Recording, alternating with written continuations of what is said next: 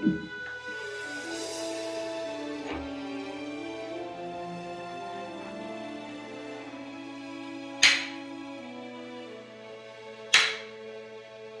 안녕하십니까. 반갑습니다, 여러분. 지난 시간에 이어서 오늘은 금강경이 몇 분까지 있습니까? 30몇 자? 32분까지 있어요. 근데 오늘 몇 분 할 차례죠? 3분. 첫 번째는 뭐였습니까? 제1품이? 법회 인유분이라 법회가 이루어진 인유, 그 원인과 유래, 그거를 이제 하게 된 인연이다. 이제 두 번째는 선연 기천분. 선연이 누구예요?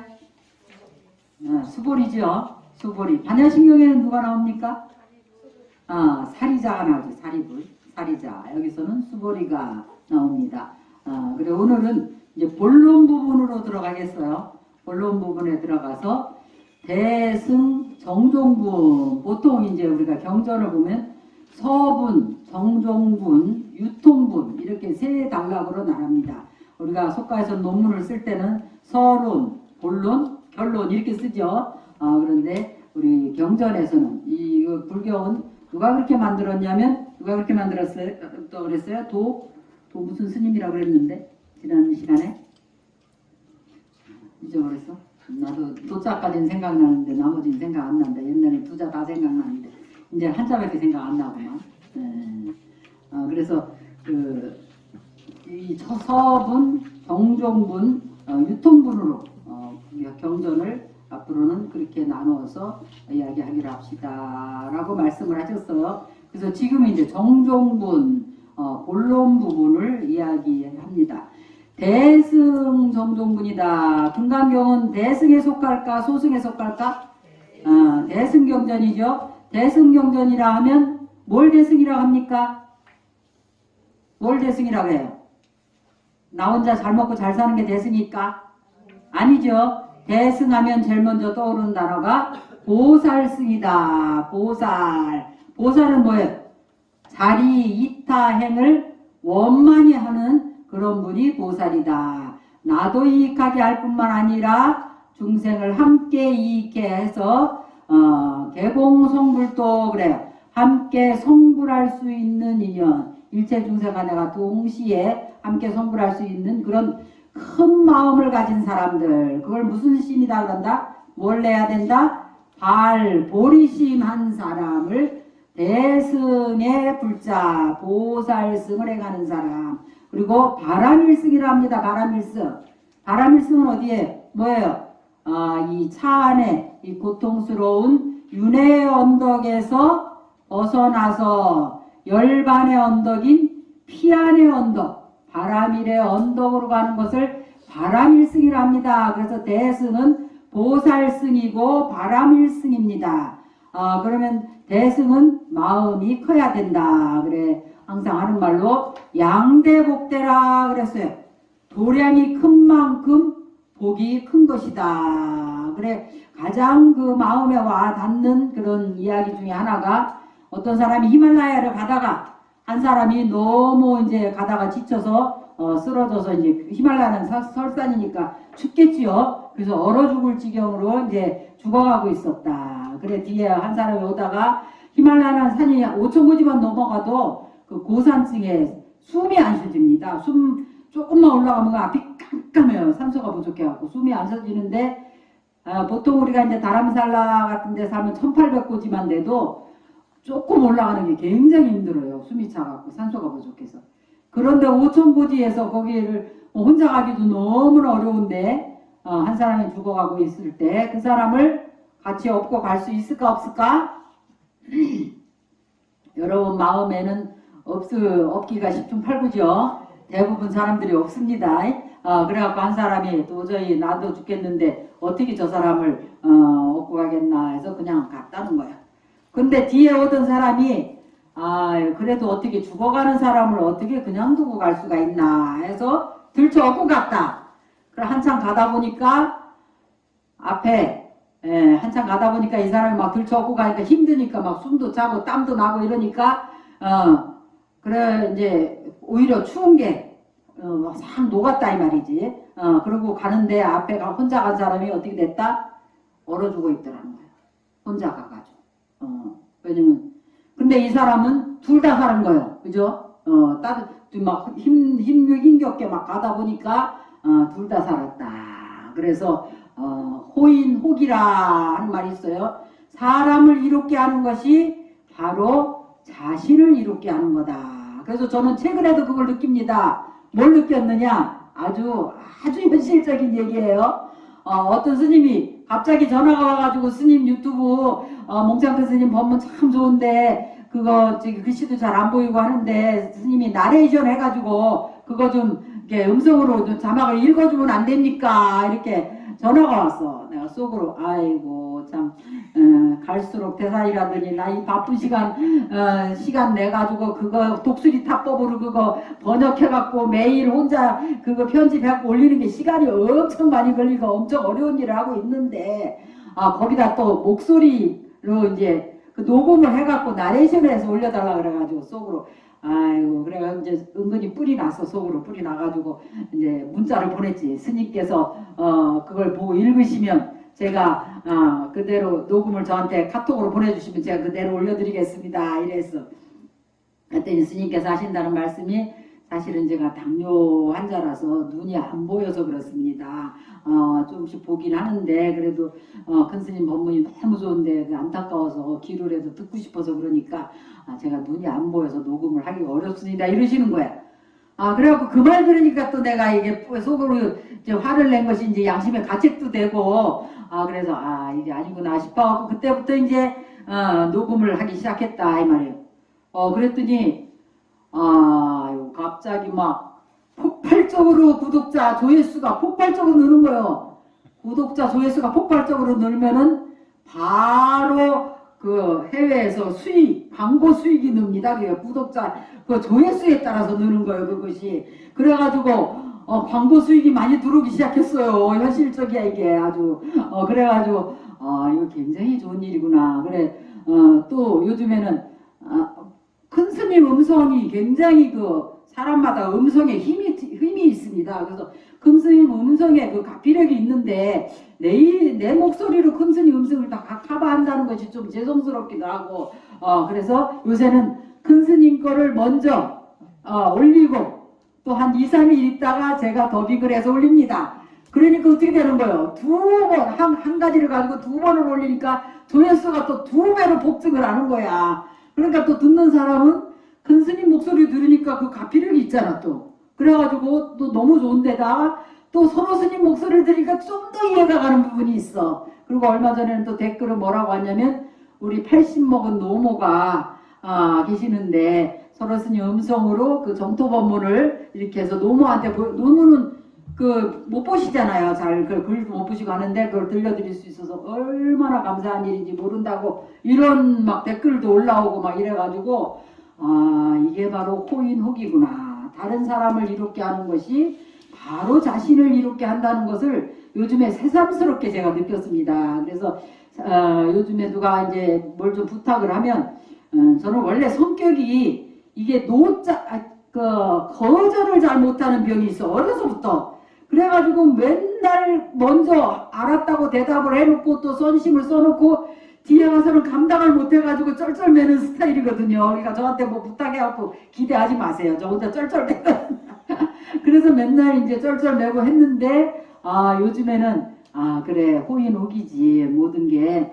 그래서 또 지금 오늘날 이만큼이라도 제가 복을 받고 여러분들이 저를 또 이렇게 이쁘다고 와가지고 법문을 들어주시고 하는 것이 그래 사람들한테 이렇게 선심 쓰기 좋아하고 또 항상 예스맨이었고 항상 뒷감당을 못해서 본인은 괴로웠지만 그래도 그것이 복이 되지 않았나 하는 생각이 듭니다. 그래서 대승보살도라는 것은 보리심을 발해서 나보다는 이타심 남을 이롭게 하는 것이 먼저고 중생의 고통과 괴로움을 나의 고통과 괴로움으로 보는 것이 그것이 바로 대승의 보살의 마음이다. 그리고 보살이 성불을 하는 거예요.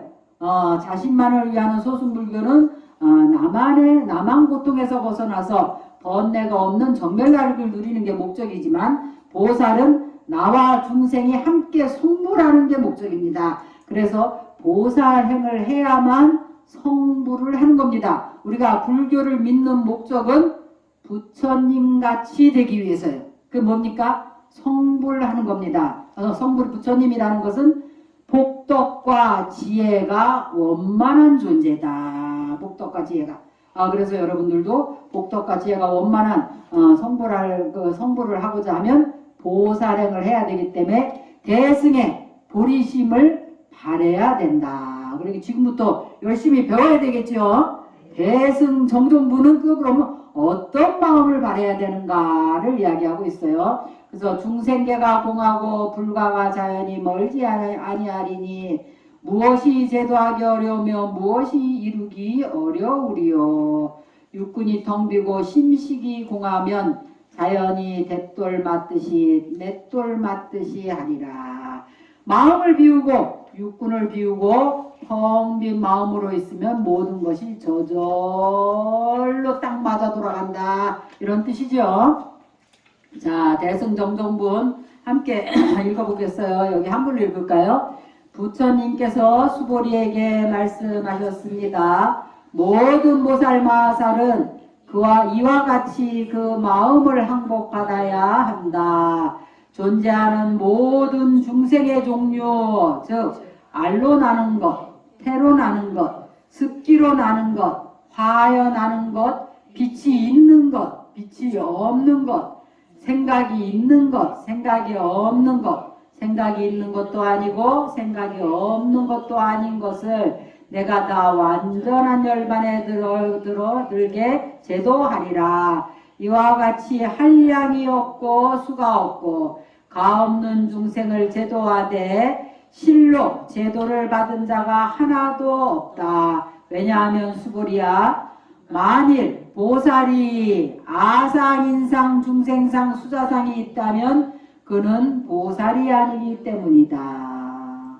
우리가 보살로서 일체 중생을 제도하겠다라는 큰 마음, 보살의 마음으로 중생을 제도해야 하지만 한 중생도 내가 제도한 나로 인해서 제도를 받은 자가 하나도 없다. 왜냐하면 수보리야, 보살은 뭐가 있으면 아상, 인상, 중생상, 수자상이 있으면 그는 보살이 아니기 때문이다. 참 보살 되기 쉽지 않죠. 우리가 뭘 하고 나서 이거는 내가 한 거야. 이거는 내가 참 잘하지 않았을까. 뭘 하고 나면은 계속 거길 쳐다봐. 내가 해놓고도 참 자기 스스로 기특해 죽는 거야. 그냥 대견해가지고. 근데 그런 마음을 안 내기가 쉽지 않죠. 이거는 사실은 어느 정도 수행을 해서 깨달음의 경계가, 이걸 이제 공성을 깨닫는다 그래요. 그래서 티벳에서는 보니까 공성을 깨닫는 단계가 16가지 단계가 있다. 그래서 차츰차츰 이렇게 깨달아가는 거예요. 한꺼번에 깨달아지는 게 아니다. 그래서 우리가 말로는 자비심을 내야지 하지만 자비심이 그렇게 내지지가 않는다. 왜? 어느 정도 공성을 깨달았을 때 거기서 자비심이 나오는 겁니다. 거기서 동체 대비가 나오고 자비심이 나는 거기 때문에 우리가 수행이 안 된 분상에서는 자비심이 나기가 어렵고 지혜가 열리기가 어렵다. 그래서 평소에 꾸준히 끊이지 않고 꾸준히 수행을 해야 되는 거예요. 그래서 여러분들이 금강경도 꾸준히 독송하고 또 연불도 하루에 얼마를 하든지 꾸준히 하는 그런 습관을 들여야 된다. 그래. 대승기신론에서 보면 수행은 바로 훈습이다. 그래서 훈습. 연기로 훈제, 햄을 계속 쬐어서 훈제 맛이, 그 연기에 그런 훈제 맛이 나게 하듯이 우리의 본래 습관 들어있는 그런 나쁜 습관, 그것을 좋은 습관으로 계속 바꿀 수 있게 훈습을 해야 된다. 그러면 매일매일 수행을 해야 됩니다. 매일매일 연불도 해야 되고 매일매일 경전독송도 해야 되고 매일매일 부처님 전에 절도 해야 되고 이래야 되는데 매일매일 욕심 채우는 일만 계속 아주 목숨 걸고 하죠. 하루라도 욕심을 안 채우면 성이 안 풀려, 그죠? 그래서 저도 밖에 나가면 욕심이 많아가지고 뭐 돌이라도 하나 들고 들어오지 않으면은 직성이 안 풀렸어요.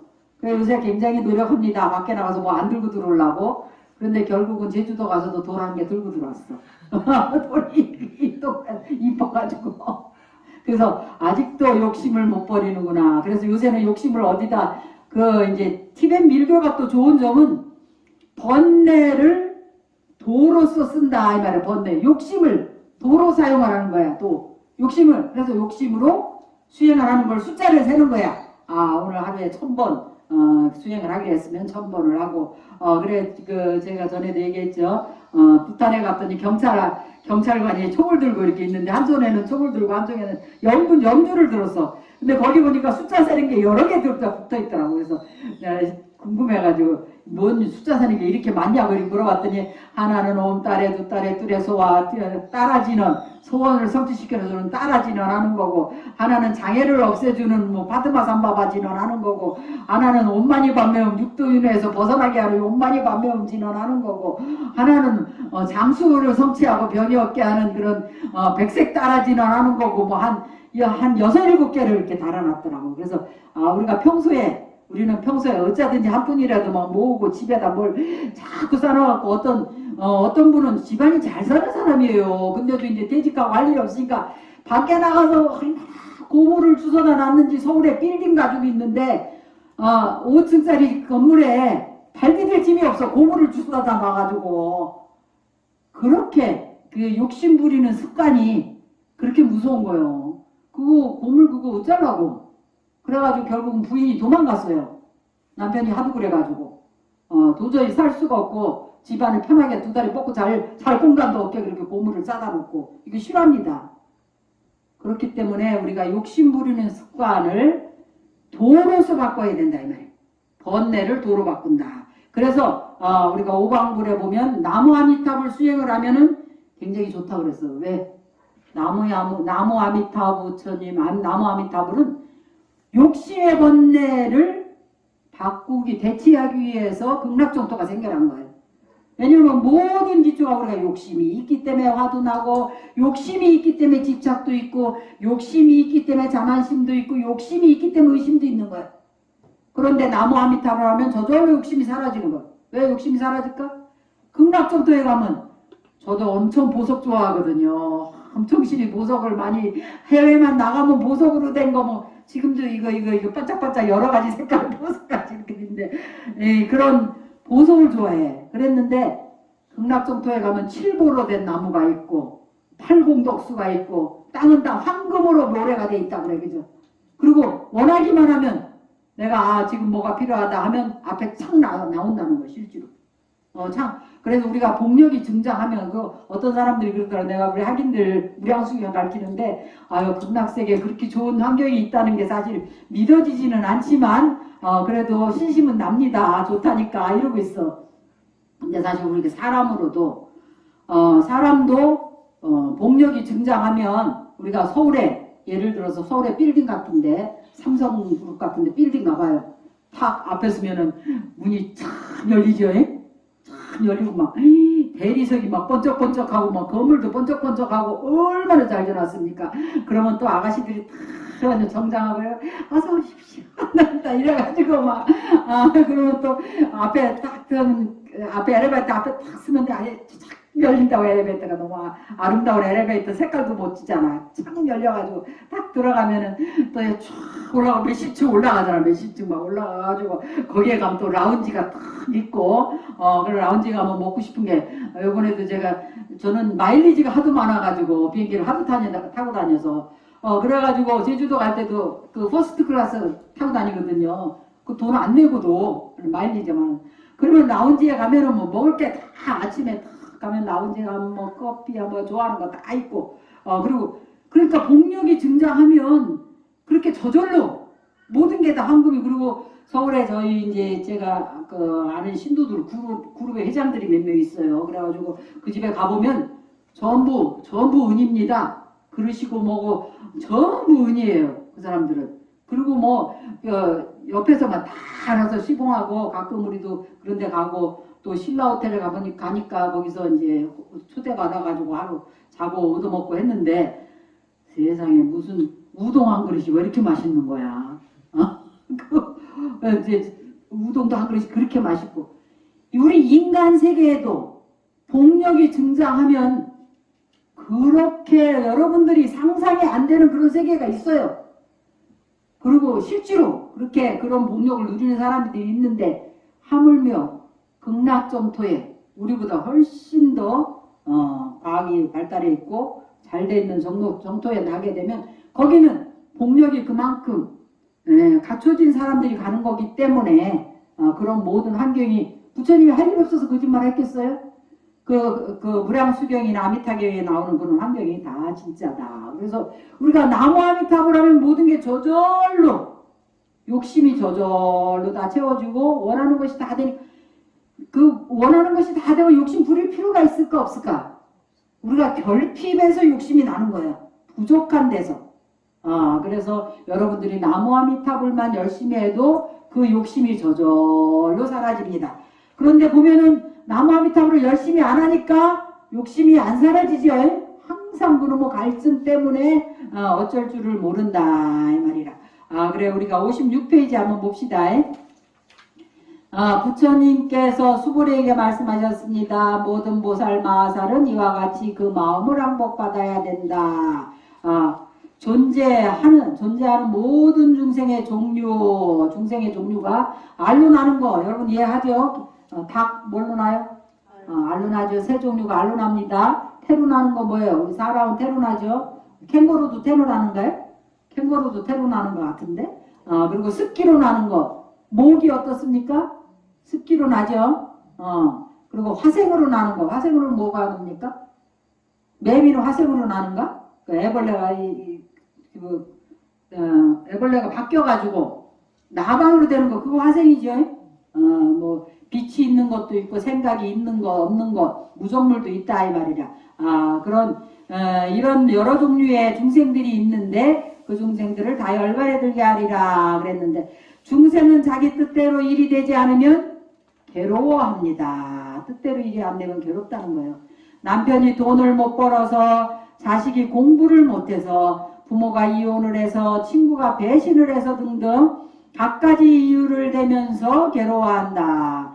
이는 세상이 내가 원하는 대로 이루어져야 하는데 그렇지 않아서 괴롭다는 뜻이지요. 내가 괴로운 이유가 하나같이 다 다른 사람 때문이라는 것입니다. 이게 사람 마음이래요. 그러니 자연이 나보다 힘이 센 존재, 내 힘으로 어쩔 수 없는 일을 단번에 해결해 줄 수 있는 존재, 즉 신이라는 존재에 매달려 제 뜻을 이루게 해달라고 비는 것입니다. 이처럼 답답한 우리 삶의 문제를 어떻게 하면 해결할 수 있겠습니까? 하고 수보리가 묻습니다. 부처님한테. 그러니까 부처님께서 모든 중생을 내가 다 제도하겠다는 마음을 내라 그랬어요. 악의 영이 무여열반 이 멸도지. 내가 모든 중생들을 다 무여열반에 들도록 다 제도해서 중생들을 멸도하게 하리라. 그래서 아는 발보리심을 한 보살이다 그랬습니다. 그러니까 보살, 즉 모든 괴로움에서 완전하게 벗어나고자 하는 사람은 일체 중생을 열반에 들게 하여 하나도 남김없이 제도에 마치겠다는 마음을 먼저 내라는 말입니다. 그래서 일체 중생을 다 열반에 들게 해서 하나도 남김없이 제도에 마치겠다라는 마음을 먼저 낸 사람이 그런 사람이 보살이다 이 말이에요.